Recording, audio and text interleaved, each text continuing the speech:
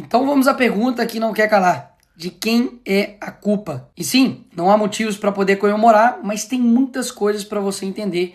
Isso vai fazer toda a diferença. E diferentemente do outro lado, eu não preciso inventar para poder te explicar quem é o culpado disso. Basta eu ler a carta do Trump. E começa citando Jair Bolsonaro e diz: conheci e lidei com o ex-presidente Jair Bolsonaro e o respeitei profundamente, assim como a maioria dos outros líderes de países.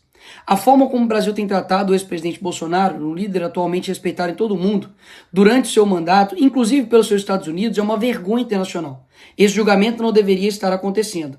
Trata-se de um caça às bruxas que deve acabar imediatamente. Ou seja, o Trump deixou bem claro no primeiro parágrafo da carta que a culpa não é do Bolsonaro, a culpa é de quem está perseguindo o Bolsonaro. E piora, em parte devido aos ataques insidiosos do Brasil contra as eleições livres e os direitos fundamentais da liberdade de expressão dos americanos, como foi ilustrado recentemente pelo STF, que emitiu centenas de ordens secretas e ilegais de censura às plataformas de mídia social dos Estados Unidos. Lembra disso aí. E para poder refrescar aí a sua memória, o assessor do Trump ele foi detido pelo Moraes aqui em Brasília em 2021. O Alexandre de Moraes também derrubou o X, o Twitter, aqui do Brasil. E também derrubou a Rumble, que é uma rede social que tem ligações muito próximas com a Truth Social, que também é uma plataforma criada pelo Donald Trump. Dito isso, não sou eu, Bolsonaro, a direita que está falando. É a carta do Trump. Ela continua. A partir de 1º de agosto de 2025, cobraremos uma tarifa de 50% sobre qualquer produto brasileiro enviado aos Estados Unidos. Ou seja, devido à perseguição, nós vamos cobrar essa taxa. Mesmo depois de uma carta tão clara e transparente, a esquerda quer dizer que o culpado não é o presidente da República, mas o Bolsonaro, que nem presidente é. Será mesmo? Vamos ver. Lula, antes mesmo das eleições, já falava que o Trump era nazismo com outra cara e chamou ele de desumano. O Lula deixou navios de guerra do Irã atracar aqui no Brasil, mesmo os Estados Unidos fazendo pressão contrária. O Alckmin, que é vice do Lula, participou de um evento do Irã ao lado do líder do Hamas e outros 3 líderes terroristas. Voltou até a exigir visto para os cidadãos dos Estados Unidos para entrar aqui no Brasil. Foi destaque no mundo inteiro quando comparou as ações de Israel a Hitler. Ou seja, atacando o principal aliado dos Estados Unidos na guerra entre Israel e Irã. E aí o que o Lula esperava? De que essa conta nunca ia chegar? Ela chegou e muito cara. Mas ela tem um motivo, como vocês viram. Não foi do nada. Mas existe uma forma de resolver isso. No fim da carta do Trump ele fala: essas tarifas podem ser modificadas para cima ou para baixo, dependendo da nossa relação com o seu país. A solução está na mão do governo. Basta ter um mínimo de relação diplomática com uma nação importante, que é o caso dos Estados Unidos, parar de perseguir esses opositores aqui no Brasil, dar uma quietada no STF para ele ficar no canto dele, que as coisas vão ser resolvidas. Caso contrário, Lula, você vai ferrar todo mundo. Ou vocês acham que isso daqui é fazer diplomacia? Eu não tenho medo de você, inclusive. Boa! Fuck you, Elon Musk. Vou usar o termo vira-latas depois de jornalistas perguntar sobre Lula e Trump. Trump disse que vai anunciar a tarifa contra o Brasil. É bom lembrar que até esse momento aqui, a tarifa estava em 10%.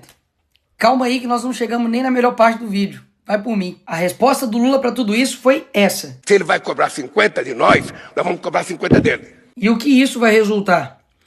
Se por algum motivo o senhor decidir aumentar suas tarifas, então qualquer que seja o número que escolher aumentá-las, será acrescentado aos 50% que cobraremos. Se o Lula vai cobrar 50, eles também vão colocar mais 50 nessa conta. Enquanto isso, uma nação que decidiu ter diplomacia com os Estados Unidos, que é a Argentina, aprovou um acordo que garante tarifa zero para 80% das exportações argentinas. Como deve ser bom ter um presidente, né? Sabe por que eles estão dizendo que o Brasil não pode recuar a esse tipo de medida de fora? Porque nós defendemos a soberania nacional. E é aqui que o vídeo fica interessante. A esquerda, que está dizendo aí que defende a soberania nacional, tem uma organização que chama Folha de São Paulo, desde 1990, que interfere ativamente nas eleições e no processo democrático de todos os países da América Latina. E quem está dizendo isso não sou eu, é o Lula. Parte da chegada da esquerda ao poder da América Latina pela existência dessa cosita chamada Fórum de São Paulo. E aqui, com o José Dirceu,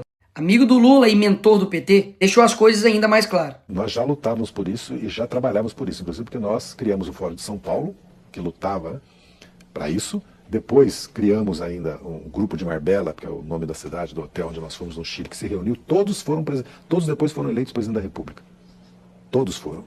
Todos. Então quer dizer que os Estados Unidos não pode aplicar uma sanção em defesa da liberdade, mas eles podem interferir em todos os outros países da América Latina para poder implementar, literalmente, ditaduras. E pausa. Quem é pior?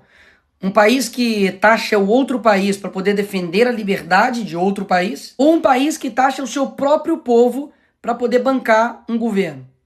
E aí? Quem é pior? Lula pede ajuda à China para regular redes no Brasil. Ora, isso aqui não ataca a nossa soberania nacional? Quando o PT lá em 2016 pediu proteção internacional diante do impeachment da Dilma, não era ataque à soberania nacional, né? Tenho certeza, não era interferência, era só uma ajuda, né? Quando a Gleisi, deputada do PT, pediu numa TV árabe ajuda a todo mundo árabe pela liberdade do Lula, aí não era interferência. Além dessa balela que eles dizem defender a soberania nacional, eles também não respeitam a soberania nacional dos outros países, pelo visto também não. Foi lá na Argentina visitar uma condenada por corrupção e fazer lá cartazinho para ela ser livre, em outro país. Eu já ia me esquecendo, esse aqui é bom demais. Aqui está o Felipe Neto pedindo ajuda internacional para o John Biden, para Kamala Harris, para poder conter o Bolsonaro aqui quando ele era presidente. Como eu disse, qual que era a desculpa deles? De que nós não precisamos de intervenção, mas precisamos de ajuda. Quando somos nós, é intervenção. Quando é a esquerda pedindo, não é intervenção, é ajuda. A Dilma também, quando foi nos Estados Unidos e na Europa buscar apoio contra a prisão do Lula, com certeza também não foi pedir nenhuma intervenção no Brasil, né? Até mesmo porque o Lula estava na Noruega. Por fim, o que esses dois aqui estavam achando? De que eles iam implantar aqui uma ditadura, calar seus opositores, perseguir, deixar inelegível por nada. Porque eu não sei se você sabe, Bolsonaro não está inelegível porque ele tentou dar um golpe. Foi porque ele fez uma reunião com embaixadores. Convenhamos, né? Derrubar a rede social, se aliar a ditaduras, e tudo isso não teria um preço. E ninguém do mundo livre lá fora olharia e falaria, opa, peraí, vamos conversar. Mas como nunca teve esse relacionamento, afinal de contas, o Lula diz que ainda não teve interesse em conversar com Trump, um dos únicos líderes mundiais a não se encontrar com ele. Por essas razões, a sanção econômica veio. E repito, ruim para o Brasil. Mas como você viu, existe um porquê. Ignorar a boa diplomacia, promover perseguição, censura e ainda fazer provocações baratas vai custar muito caro para o Brasil. Enfim, eu avisei. Se a gente não parasse o Lula ia parar o Brasil. Olha, em primeiro lugar, a gente tem que tratar esse assunto com muita seriedade e com muito equilíbrio, porque agora o importante não é a narrativa sobre quem vai recair a culpa. O fato é que o deputado Eduardo Bolsonaro está lá nos Estados Unidos no papel de informar as autoridades americanas do que está acontecendo aqui no Brasil. Nada muito diferente do que fez a Gleisi Hoffmann quando o Lula estava preso, buscando o mundo árabe para tentar livrar o Lula da cadeia, só que com duas grandes diferenças. Primeiro que Eduardo Bolsonaro está lá, porque claramente a gente não pode continuar fechando os olhos quanto a isso, que está tudo normal aqui no Brasil, porque não está. A gente está percebendo claramente, qualquer pessoa que faz uma análise com isenção sabe que não está tudo normal no Brasil, que há uma perseguição política, um ativismo judicial aqui muito grande, rasgando-se a Constituição e a legislação eleitoral. E naquela época, a Gleisi foi para lá e não teve sucesso. E essa é a segunda diferença, que Eduardo Bolsonaro está nos Estados Unidos, e é natural quando você não encontra mais caminhos, mais ambiente para você recorrer dentro da lei, dentro da Constituição, aqui dentro do país, você vai buscar algum auxílio fora do Brasil. E o Eduardo foi muito bem sucedido nisso. Porque o que está em jogo não é apenas a questão do Bolsonaro, é algo muito maior. O que está em jogo é a liberdade aqui no nosso país, o que está em jogo é o futuro do Brasil, e o que está em jogo é que a gente tem que voltar à normalidade, que está longe de acontecer agora nesse momento.